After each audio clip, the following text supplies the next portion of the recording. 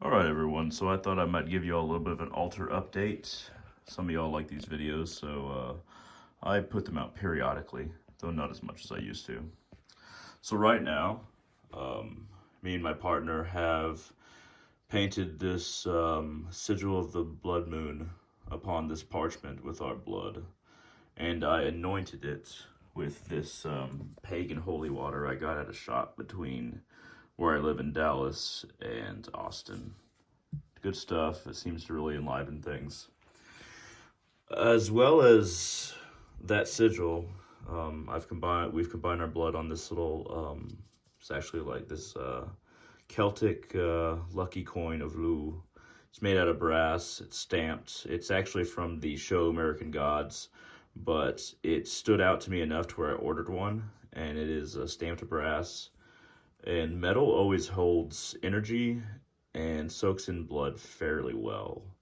That's why I use a lot of metal in my blood work, and it's great for transferring the energy from your blood, but also from your intentions and setting your intentions, and also feeding energy into it from other sources. A little bit of a note on candles. So usually you want your candles kind of burning like that. If they're burning like this, the energy may not be prime in the area, may not be at its best, or you may just have a bad candle. It just depends on your own examinations of your own candles. But now, what you can do for when a candle is doing this is pour out some of the wax. But I usually think that's a little bit like bad luck, so I just kind of let it burn as it is. You can buy these white 7-day candles at grocery stores for about $1 or $2 a piece. They're usually better than the colored ones you might buy at a Walmart or grocery store. The white ones are usually more reliable and have a little bit more reliable wax. So what I have back here are two pictures painted on paper that he made from it's a guy in Poland. I got these, I don't know, probably about a year and a half ago from my friend Sherry, and she sends me a lot of stuff. This one actually has writing upon the back that I can show you if you wanted to pause the video. I'm going to make it as plain as possible for you if you want to pause it.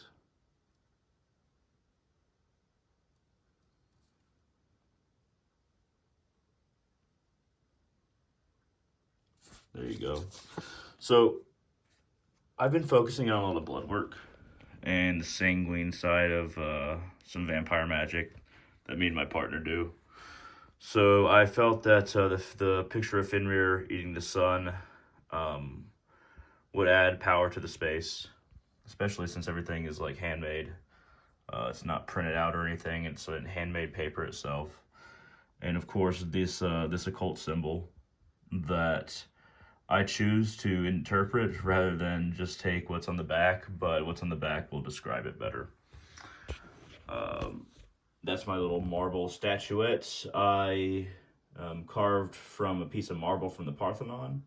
I was attempting to make Athena. That's about as far as I got before I realized that maybe since I haven't worked with marble before, I wouldn't be able to pull off what I was thinking of. But, it was a really gnarly chunk of marble before I made that.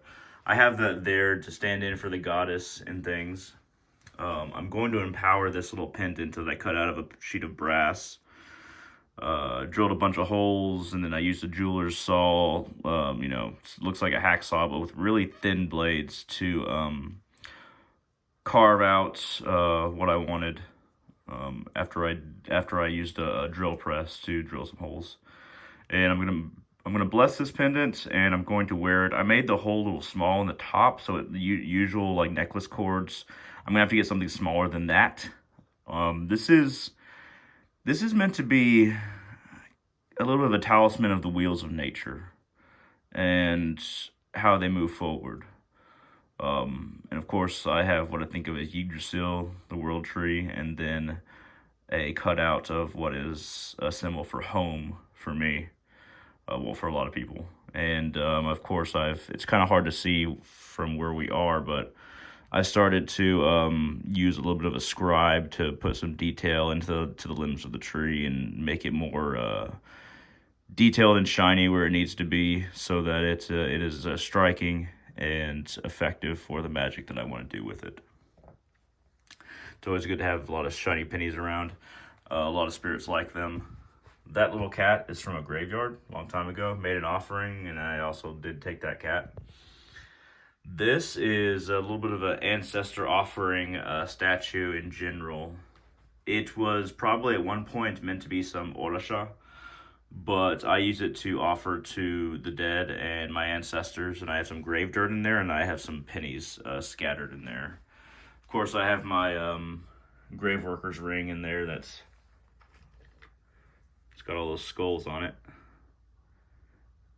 I also have that set in grave dirt with a bunch of pennies of offerings to the dead and some twine, some spell twine, to also empower that. That is a bit of a little Zen Buddhist sand / meditation garden thing that one of my best friends got me, which I greatly appreciate. And it gets messed up periodically, so it's not always like that. And of course, I have little Buddhas. Buddhism is the first religion that I studied. I wasn't raised with anything, and it always has a special place in my heart. So I'll put the necklaces and the pendants that I'm going to be working with, like that I'm going to be wearing a lot. I'll place them right here on the altar. These two, plus I have my wooden beads on, of course, but these two are the ones I've been wearing most. This is Papa Legba Veve on this one. That is copper, I believe. It could be brass. This is the same good friend that gave me that. Also bought me this Thor's hammer necklace that is really awesome. It feels very appropriate for my connection to Thor and the Norse gods in general. So no shaman or magical practitioner who works with the runes would not have their runes near their main altar. You always want to know where your runes are. These are very effective because I made them, I cut down the branch, I cut them into sections, I carved them in, I burned them in, put my blood on them and painted each one. 24 of them. Of course, I have my little sage burning kit here, where it has a stand, a shell, and I have some sage pieces in there. I try to use every tiny bit of sage with some grave dirt in this metal container. That is an offering bowl for when I need to do fire offerings, and this one's more of a ashen and other substances bowl. This was a empowerment for blood magic sigil painting that Andre Vitamus did for me. I paid him for it, of course, and it seems to serve its purpose fairly well. I have it leaning against my pillar of power, where I cut out pieces of silver and I set it in this piece of clay and baked it and put a bunch of Aiwaz runes, connection between different realms along the world tree in the sides, and I put a bunch of like copper powder in it, and of course it's anointed with my own blood. That's always kind of a fixture. This is a tree branch that I cut from a tree in a graveyard, and I painted with a combination of my own blood and red paint. And then my Valkyrie's talisman is right here with some pennies offerings right there on the end. This is a knife that only me and my partner use for our blood work, vampiric magic and feeding, I guess you could say. And once again, we're coming back to the blood moon sigil. So I guess the last thing, well, there's a few things left, but I don't use an upside down star. I don't use a pentagram or a hexagram or anything. I tend to, or a pentacle. I usually like it when it's turned a little bit to where it's not completely down, but it's not completely up. It's more dynamic.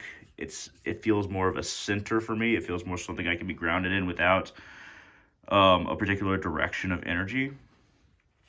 This is my athame that I particularly use in the graveyard and when working with the dead, whether it be directing my energy into an offering or from a grave or digging into a grave to gather energy. I use this specifically. This is a piece of iron that is basically a railroad spike that has been twisted into a dagger.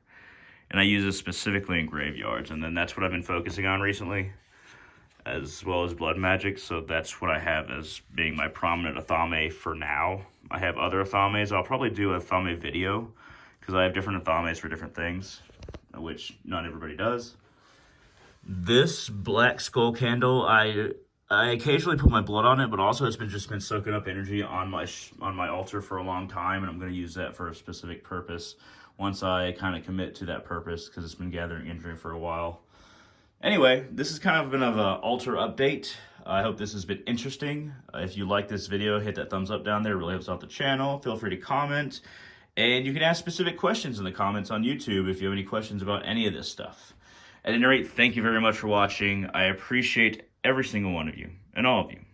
Have a wonderful day.